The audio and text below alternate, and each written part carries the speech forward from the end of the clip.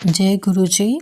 संगत जी, आप लोग का बहुत प्रश्न आ रहा था कि गुरु जी कौन हैं और उनके बारे में हम बहुत कुछ जानना चाहते हैं। किस तरीके से जाने, क्या उनकी जीवन गाथा थी, क्या उन्होंने किया, कहाँ उनका जन्म हुआ, क्या उनकी शिक्षा थी, कहाँ कहाँ उनके मंदिर हैं। तो ये सारी चीज़ें आज मैं आपको इस वीडियो में बताऊंगी। इसमें गुरु जी की ईच एंड एवरीथिंग है, सब कुछ है, जिससे कि जो हमारी नई संगत है उनको जुड़ने का जो मौका मिलेगा। और दूसरी चीज़, वो बहुत अच्छे से जान पाएंगे कि गुरुजी कौन है, क्योंकि बहुत से लोग होते हैं जुड़ तो जाते हैं लेकिन उनको गुरुजी के बारे में पूरी डिटेल नहीं पता होती। तो इस वीडियो में मैं आपको बताऊंगी कि क्या है गुरुजी की कहानी। इस दुनिया में बहुत संत महात्मा है जो संसार को अध्यात्म से जोड़ने का कार्य करते हैं। इन्हीं में से एक हैं दिल्ली के छतरपुर वाले गुरुजी, जो मानवता को आशीर्वाद देने और जागृत करने के लिए इस पृथ्वी पर आए थे। 7 जुलाई 1954 को पंजाब के मलेरकोटला गांव में गुरुजी का जन्म हुआ था।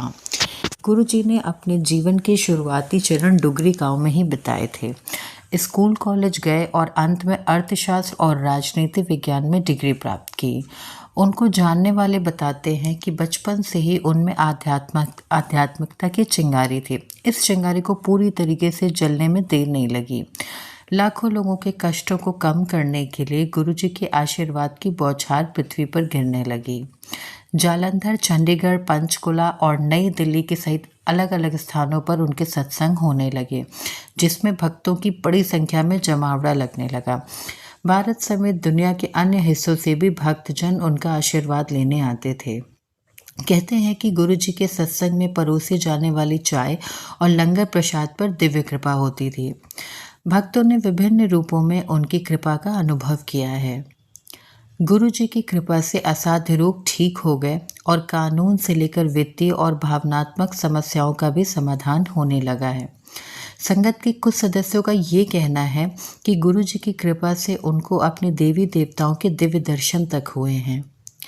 भक्तों की नज़रों में गुरुजी के लिए कुछ भी असंभव नहीं था। गुरुजी के दरवाजे ऊंच नीच, गरीब अमीर समेत सभी धर्मों के लोगों के लिए खुले थे। सबसे साधारण व्यक्ति से लेकर सबसे शक्तिशाली राजनेता, व्यापारी, नौकरशाह, सशस्त्र सेवाकर्मी और डॉक्टर समेत हर कोई उनका आशीर्वाद लेने आता था। सभी को उनकी समान रूप से आवश्यकता थी और गुरुजी ने सभी को समान रूप से आशीर्वाद भी दिया। उनके समीप बैठने वाले या उनके चरण स्पर्श करने वालों को भी उतना ही लाभ होता था जितना कि दुनिया भर में कहीं पे भी उनकी प्रार्थना करने वालों को होता था। जो सबसे ज़्यादा मायने रखता था वो था भक्तों का पूर्ण समर्पण और गुरुजी पर बिना शक के विश्वास करना। गुरुजी के चारों ओर एक सुगंध रहती थी, मानो गुलाब के फूल खिले हों। गुरुजी ने कभी भी किसी से कुछ भी अपेक्षा नहीं की और न ही कुछ लिया। वो हमेशा कल्याणकर्ता के रूप में जग कल्याण करते रहे। उन्होंने एक बार बताया था कि उनका आशीर्वाद केवल इस जीवन के लिए ही नहीं है, हमेशा के लिए है। गुरुजी ने कभी भी कोई भी उपदेश नहीं दिया या कोई अनुष्ठान निर्धारित नहीं किया, फिर भी उनका संदेश भक्तों तक पहुंच गया। गुरुजी ने 31 मई 2007 को महासमाधि ली थी। उनका कोई उत्तराधिकारी नहीं है।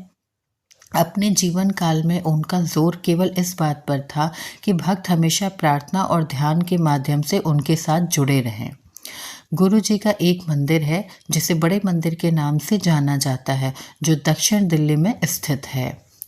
आज जब गुरुजी अपने नश्वर रूप में नहीं हैं, तो भी उनके आशीर्वाद चमत्कार कर रहे हैं। उनकी कृपा उन लोगों पर समान रूप से हो रही है जो अपने जीवन काल में उनसे कभी नहीं मिले। तो ये थी गुरुजी की पूरी कहानी, जो मैंने आपको बहुत ही शॉर्ट तरीके से बताई।